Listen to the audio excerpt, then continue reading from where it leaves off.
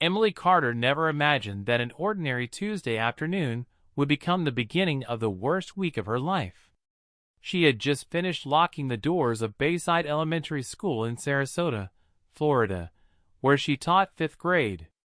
The children had gone home, the hallways were quiet, and the warm Gulf breeze carried the scent of saltwater across the parking lot. Emily smiled as she checked her phone. No messages from her husband.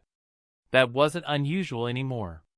For the past month, Ethan Carter had been working longer hours at a luxury auto repair shop in downtown Tampa. Every evening he came home exhausted, always with another explanation. A customer showed up late. We had an emergency repair. The boss needed me to stay. Emily wanted to believe him. After all, they had been together since they were 16. Then she heard someone call her name. Emily. She turned. Standing beside a shiny black SUV was Jessica Morgan. The same Jessica who had tried to steal Ethan away in high school. She looked even more confident now, dressed in an elegant white suit and expensive sunglasses. Emily's smile disappeared. What do you want? Jessica removed her sunglasses slowly. I thought you deserved to hear the truth before everyone else. Emily folded her arms. What truth? Jessica stepped closer. Ethan and I are leaving Florida together. Emily laughed. Nice joke. I'm not joking. Silence settled between them. Jessica looked directly into Emily's eyes. He loves you, but he doesn't have the courage to tell you your marriage is over. Emily felt her heart pounding. You're lying. Am I? Jessica smiled. You'll know very soon. She climbed back into the SUV and drove away without another word. Emily remained frozen in the parking lot, watching the vehicle disappear. For the first time in years, she wasn't sure she trusted her husband anymore. That evening, Emily sat across from Ethan at the small dining table in their cozy Sarasota home. He looked tired, but not guilty. He smiled as he reached for her hand. You've been quiet, he said. I'm just exhausted. It was a lie. She couldn't stop thinking about Jessica's words. Halfway through dinner, Emily finally asked, Have you seen Jessica lately? Ethan froze for the briefest moment before shaking his head. No. Why would I? She came to my school today. His fork slipped from his hand and hit the plate with a sharp clink. What did she want? Emily watched his face carefully. She said the two of you are leaving Florida together. Ethan sighed heavily and rubbed his forehead.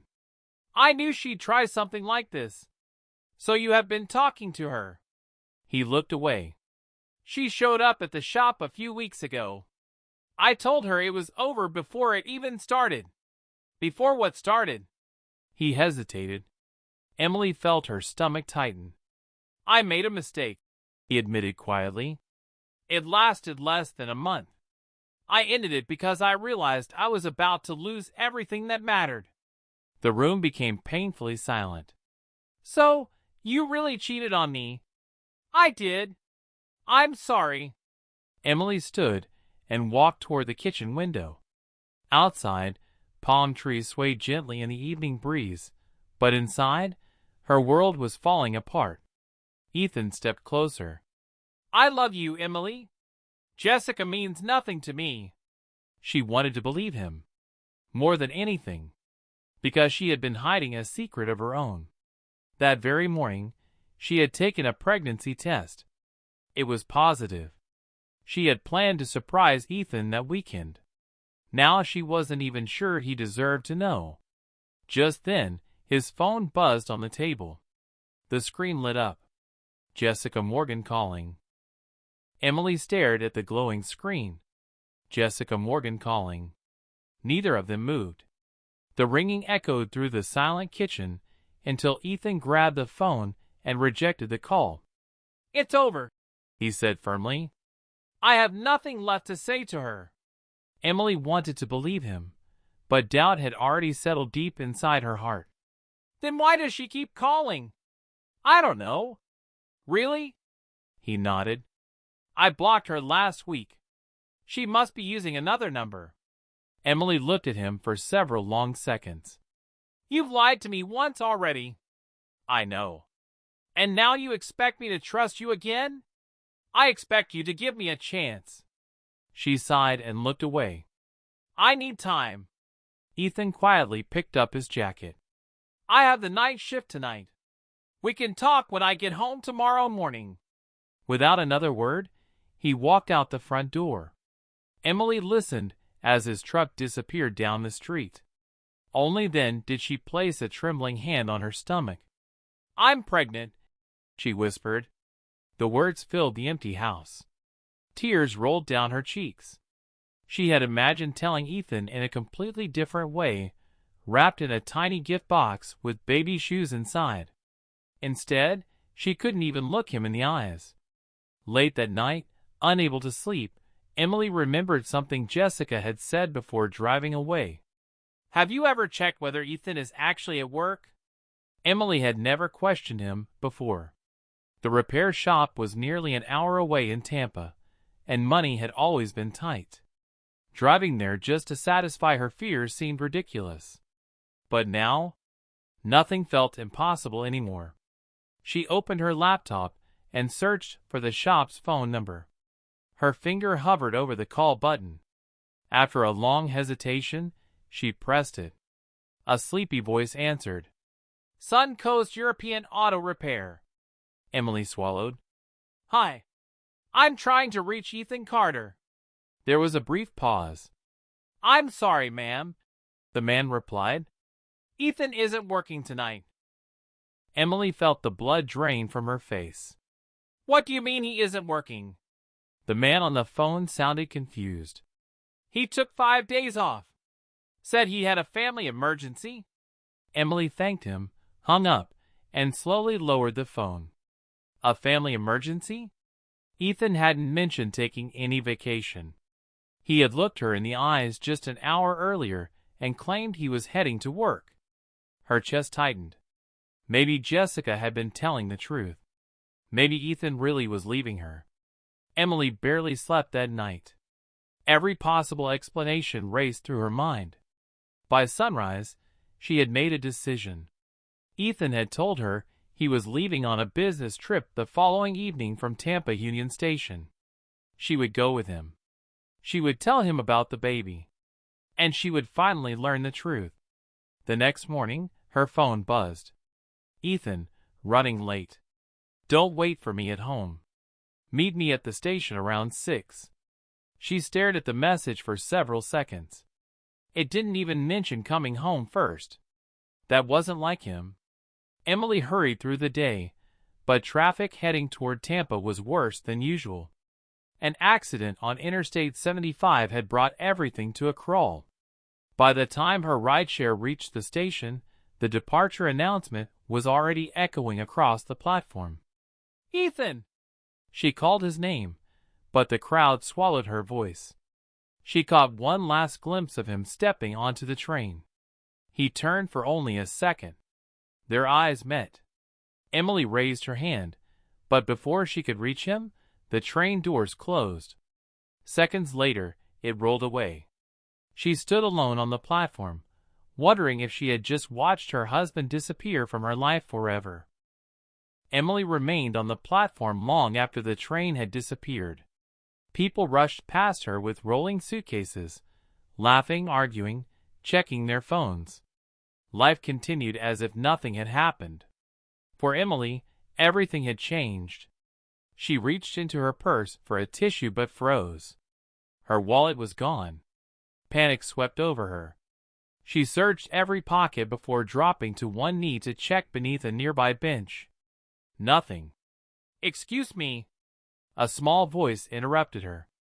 Emily turned to see a little girl, no older than 8, wearing an oversized hoodie and worn-out sneakers. She held up a brown leather wallet. Is this yours? Emily's eyes widened.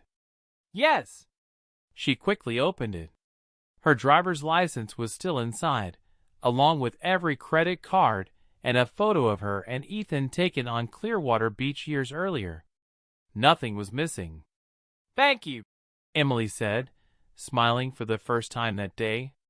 She reached for a $20 bill. "Please take this." The little girl shook her head. "I didn't help you for money." Emily looked closer. The child looked exhausted, as if she hadn't slept properly in days. "What's your name?" "Lily." "Are your parents nearby?" The girl lowered her eyes. "I don't have anyone." Emily's heart sank. Before she could ask another question, something slipped from the wallet onto the ground. A folded airline ticket. She picked it up. Her breath caught. The passenger's name read, Ethan Carter. But the second ticket wasn't for Jessica. It was for someone Emily had never heard of. Chloe Bennett. Both tickets were one-way flights to Miami. Emily stared at the tickets in disbelief. Miami? One way. Departure, tomorrow morning. "Ethan hates flying," she whispered.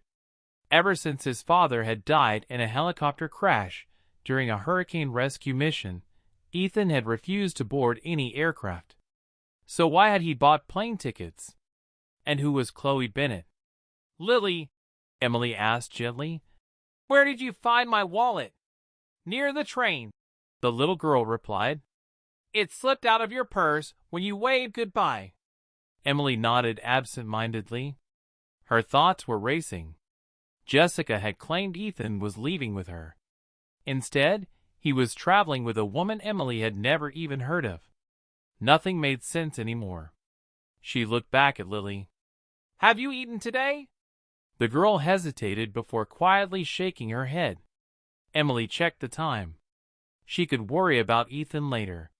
Right now, the child standing in front of her needed help. "Come on," Emily said with a small smile. "There's a diner across the street." Lily's eyes widened. "Really?" "Of course." 20 minutes later, they were sitting in a small family restaurant overlooking the station. Lily devoured a cheeseburger and fries as though she hadn't eaten in days. Emily watched silently. "Do you have any relatives?" she finally asked. Lily looked down at her plate. "I ran away from foster care." Emily's heart skipped a beat. "Why?" "They wanted to send me home with a woman named Victoria." "And you didn't want to go?" Lily's hands began to tremble. "She isn't a good person." Emily frowned. "Did she hurt you?" The little girl slowly nodded. Then she whispered words that sent a chill through Emily's entire body. "She said if anyone ever found my dad, they'd make sure he disappeared forever." Emily felt a knot form in her stomach. "What do you mean?" she asked softly. Lily looked around the diner as if she expected someone to be watching them. "My dad disappeared 2 weeks ago," she whispered. "Victoria told everyone he abandoned me, but I know he didn't." "How do you know?" "Because he promised he would never leave me."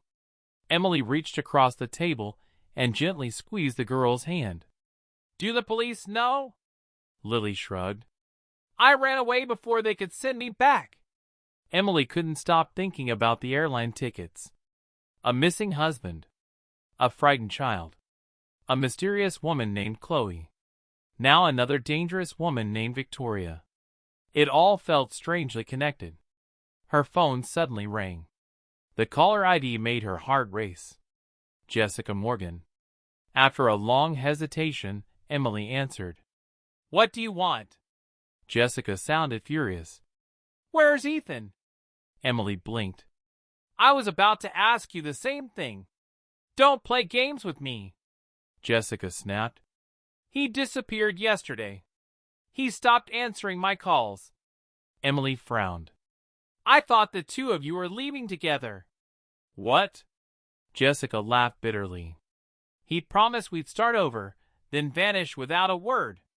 For several seconds, neither woman spoke. Finally, Jessica asked quietly, "If he isn't with you, then who is he with?" Emily slowly looked down at the airline tickets lying beside her coffee cup. One name stared back at her. Chloe Bennett. For the first time, she realized Jessica might not be the real threat. Someone else had entered their lives. And whoever Chloe Bennett was, she had already changed everything. Emily ended the call without another word. Jessica had sounded genuinely frightened. If she wasn't lying, then Ethan hadn't run away with her after all. So where was he? Emily folded the airline tickets and slipped them back into her wallet. "Lily," she asked gently, "do you have anywhere safe to stay tonight?" The little girl lowered her head. "No." Emily hesitated. Inviting a stranger into her home wasn't something she would normally do. But leaving an 8-year-old alone on the streets was unthinkable. "You can stay with me tonight," she said. Lily's eyes filled with tears. "Really?" Emily smiled. "Just until we figure everything out." That evening, they arrived at Emily's small house in Sarasota. Lily looked around nervously. "I've never had my own bedroom before." Emily showed her the guest room and found an old teddy bear stored in a closet. "I think he needs a new owner." Lily hugged the bear tightly. "Thank you." For the first time since meeting the little girl, Emily saw her smile. Later that night, after Lily had fallen asleep, Emily sat alone in the living room. She spread the airline tickets across the coffee table beside her laptop. One detail suddenly caught her attention. The tickets hadn't been purchased by Ethan. The payment receipt listed another name. Bennett Holdings, LLC. Emily searched the company online. Dozens of results appeared. Luxury real estate. Private investments. Construction. Then one article stopped her cold. "Local businesswoman Chloe Bennett named CEO after father's death." Emily opened the photo. The woman smiling beside reporters looked familiar. Very familiar. After several seconds, Emily realized why. She had seen Chloe before, standing outside Ethan's repair shop, watching him from across the street.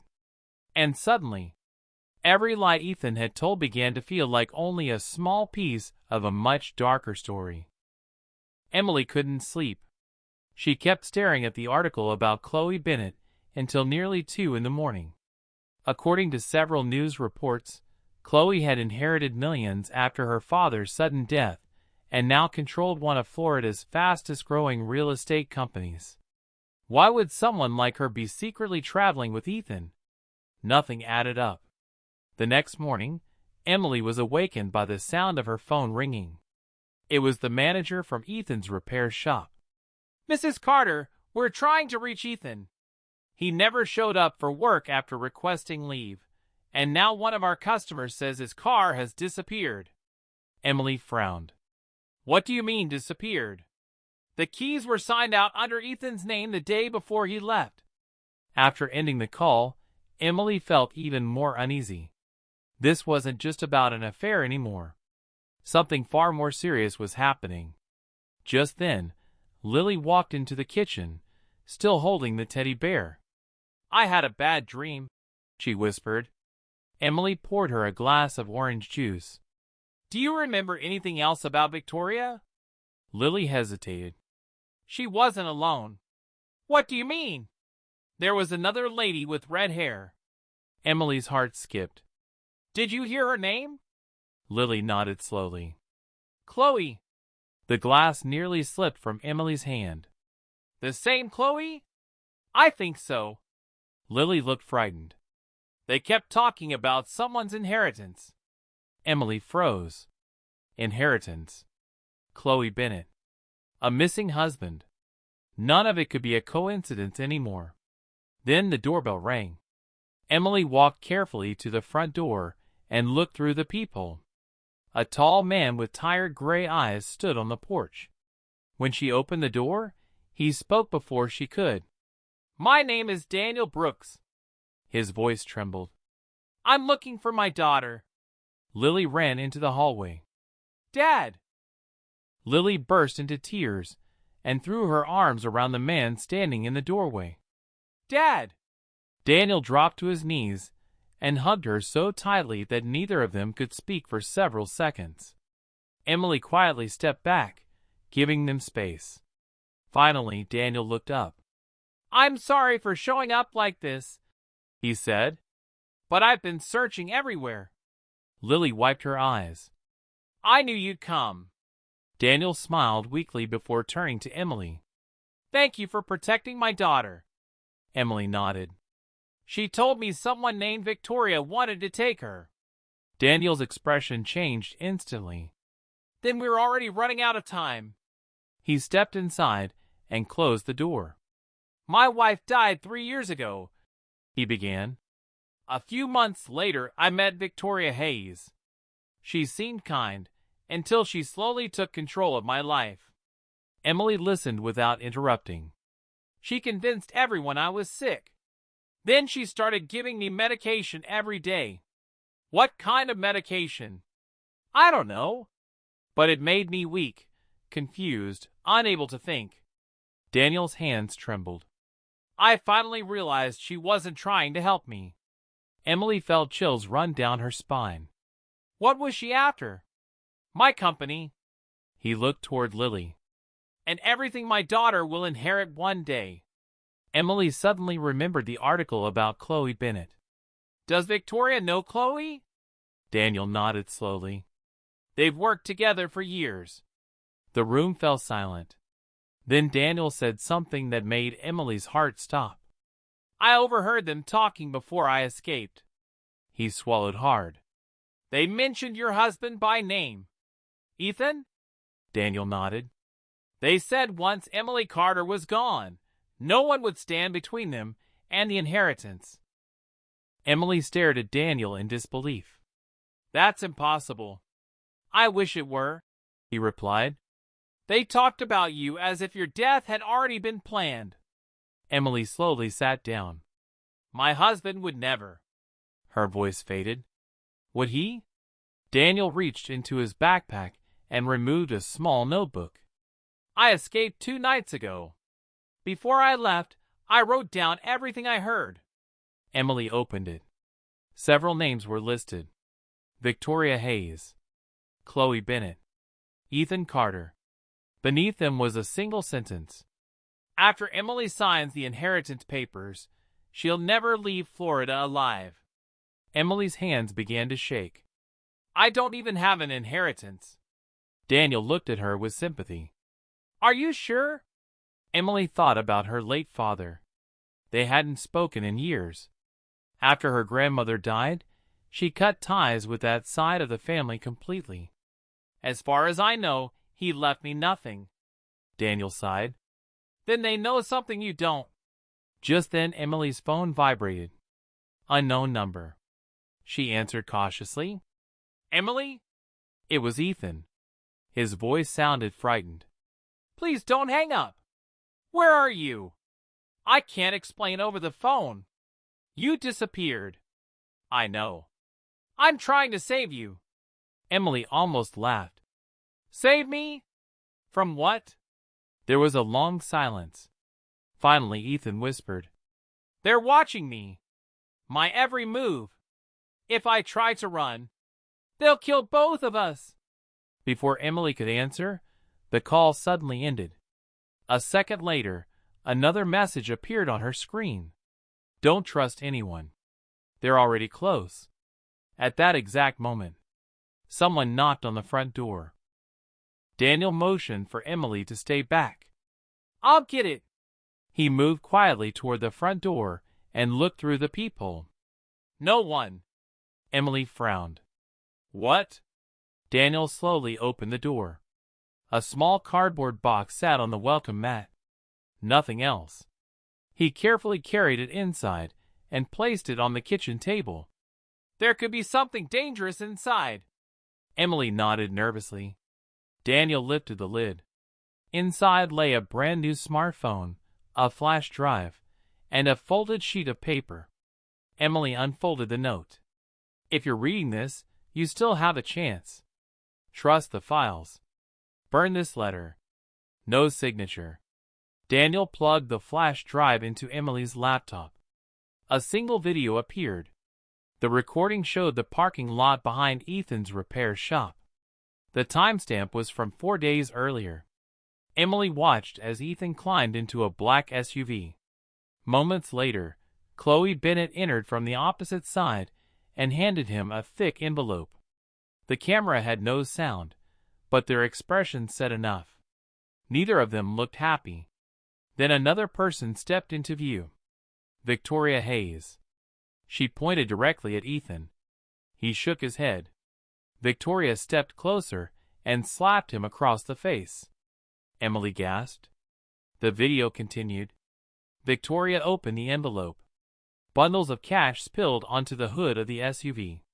Ethan didn't touch a single dollar. Instead, he turned away. The recording ended.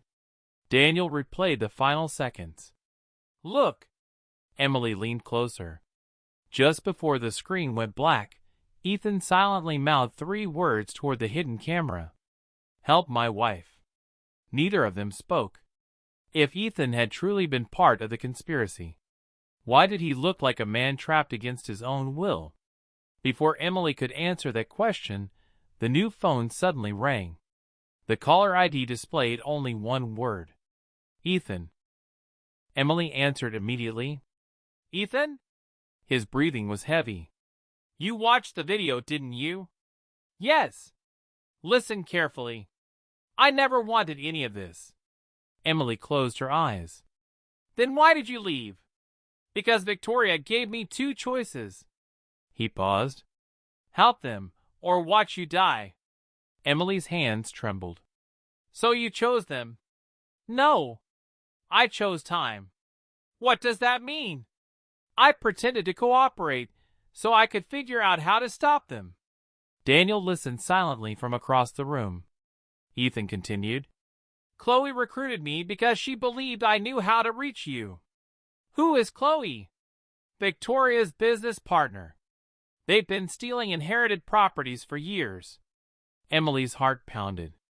And my father? Another long silence. Emily. What? Your father didn't die broke. He owned several waterfront properties near Naples through a family trust. Emily felt dizzy. I would have known. No. They made sure you never found out. Daniel exchanged a worried glance with her. Ethan lowered his voice. They forged documents. They planned to make your death look like an accident after you signed the transfer papers. Emily could barely breathe. And Jessica? She never knew the real plan. I only used her to make you doubt me. Tears filled Emily's eyes. You destroyed our marriage. I know. And I'll regret that for the rest of my life. Suddenly, voices echoed through Ethan's phone. They're here, he whispered. Ethan, if anything happens to me, don't go to the police station. Emily frowned. What? They have someone on the inside. The line filled with shouting. A loud crash followed. Then a single gunshot. The call ended. Emily stared at the silent phone. No one in the room moved. She had no idea whether her husband was alive, or if she had just heard him die. Emily refused to believe the gunshot had ended everything. There has to be a way to find him, she whispered. Daniel grabbed his jacket. We don't have much time. What do you mean? If Ethan exposed the plan, Victoria will assume you know everything. Lily looked frightened. Are the bad people coming here? Daniel knelt beside his daughter. Not if I can stop them. Just then, Emily's phone vibrated again. A text message from Ethan's number. Pier 39. Midnight.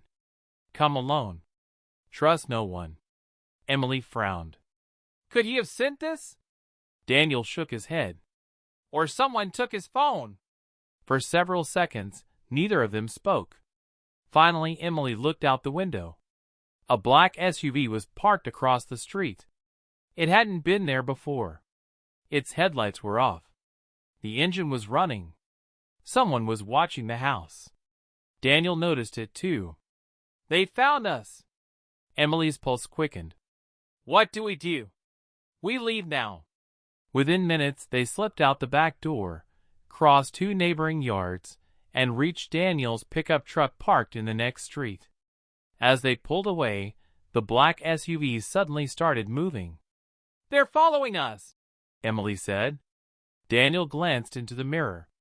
"I know." He turned onto the highway toward Tampa, hoping to lose them in traffic. Instead, a second SUV appeared behind the first. Then a third. Emily realized this wasn't random. Someone had organized the chase. She looked down at the message again. Pier 39. Midnight. Whether Ethan had sent it or not, it was the only lead they had. And if they wanted answers, they would have to risk walking straight into the trap. Daniel kept both hands firmly on the steering wheel as the pickup sped south toward Tampa Bay. The 3 black SUVs stayed close behind. "They're not even trying to hide," Emily whispered. "They don't have to anymore," Daniel replied. "They think we've run out of options." Lily sat quietly in the back seat, hugging her teddy bear. "Dad, are they going to hurt us?" Daniel forced a reassuring smile.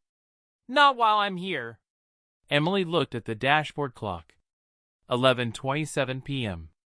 They had barely 30 minutes to reach Pier 39. Suddenly, Daniel's phone rang through the truck's speakers. "Unknown number." He answered. A calm female voice filled the cab. "Good evening, Daniel." "Victoria." "I know where you're going," she continued. Daniel remained silent. "You really believe Ethan wants to help you?" Emily grabbed the phone.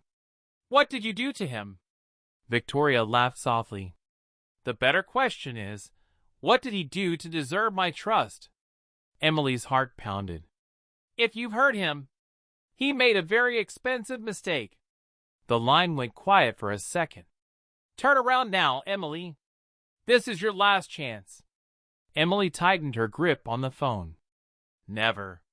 Victoria sighed. "Then don't blame me for what happens next." The call ended.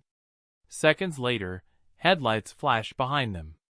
One of the SUVs accelerated, swerved into the opposite lane, and pulled alongside Daniel's truck. The masked driver smiled through the window. Then he slammed the SUV into the side of the pickup. The truck lurched violently. Lily screamed. Daniel fought to keep control as tires screeched across the wet pavement. Ahead, the glowing lights of Tampa Harbor finally came into view. Pier 39 was less than a mile away.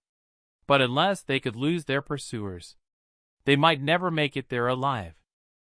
Daniel jerked the steering wheel just as the SUV rammed them again. The pickup fishtailed across the rain-soaked road before crashing through a line of orange construction barrels. "Hold on!" Daniel shouted. Emily reached into the back seat and wrapped one arm around Lily as the truck bounced violently. The pursuing SUV overshot the turn and slammed into a concrete barrier, but 2 more vehicles closed the gap. "We're almost there!" Emily cried. The lights of Pier 39 shimmered across the dark water. Daniel turned sharply into the harbor entrance, weaving between parked boats and delivery trucks. The black SUVs followed. At the end of the pier stood an abandoned warehouse. One figure stepped from the shadows. "Ethan!" Emily whispered. He waved frantically. "Get inside! Hurry!" Daniel stopped only long enough for Emily and Lily to jump out. The moment they reached Ethan, another SUV screeched onto the pier. Victoria climbed out first. Chloe followed, holding a pistol. "So this is where loyalty brought you," Victoria said coldly. Ethan stepped in front of Emily. "It's over." Victoria smiled. "No, it's just beginning." Police sirens suddenly echoed across the harbor. Blue and red lights flashed at the entrance to the pier. Victoria's expression changed. "You called them?" Ethan shook his head. "I wasn't the only one recording your crimes." Daniel held up the flash drive. "I sent every file to the FBI an hour ago." Within seconds, armed agents surrounded the warehouse. "Federal agents." Drop your weapons! Chloe panicked and raised the gun. A single shot echoed through the night. Everyone froze. Emily turned toward Ethan. He staggered backward, one hand pressed against his shoulder. Blood seeped through his jacket. Before she could reach him, Victoria tried to run. Victoria spun toward the edge of the pier, but she never made it. 2 FBI agents tackled her to the ground before she reached the dock boats. Federal Bureau of Investigation. Don't move! Chloe hesitated for only a second before dropping the pistol onto the wooden planks. It's over, she whispered. Emily ignored everything around her and rushed to Ethan's side. He was sitting against a piling, his face pale. Stay with me, she pleaded, pressing her hands against his bleeding shoulder. Ethan managed a weak smile. I told you, I'd find a way to protect you. Tears streamed down Emily's face. You should have trusted me. I know. I was ashamed. An FBI medic hurried over and carefully examined the wound. The bullet went through, he announced. He's losing blood, but he'll make it if we move now. Emily let out a shaky breath. For the first time in days, she felt hope. Nearby, agents searched Victoria's SUV. One detective called out, You need to see this. Inside were forged deeds, fake passports, and dozens of property transfer documents. Several carried Emily's forged signature. Another evidence box contained photographs of wealthy families from across Florida. Each picture had handwritten notes beside it. Potential inheritance. Target confirmed. Under surveillance. Daniel stared at the files in disbelief. This wasn't just about Emily. The lead agent nodded. They've been running this operation for years. As Victoria was placed in handcuffs, she looked directly at Emily. You think you've won? Emily met her gaze without fear. No. I survived. Victoria smiled bitterly. There will always be someone else. The agent pushed her toward the waiting vehicle. Not tonight. As the convoy drove away, the first rays of sunrise appeared over Tampa Bay. The nightmare that had nearly destroyed all of their lives was finally coming to an end. 3 months later, life looked very different. Ethan had survived surgery and spent weeks recovering from the gunshot wound. The prosecutors confirmed he had secretly collected evidence against Victoria's organization long before the final confrontation. His cooperation became the key that helped dismantle a criminal network operating across several states. Victoria Hayes and Chloe Bennett were both sentenced to decades in federal prison.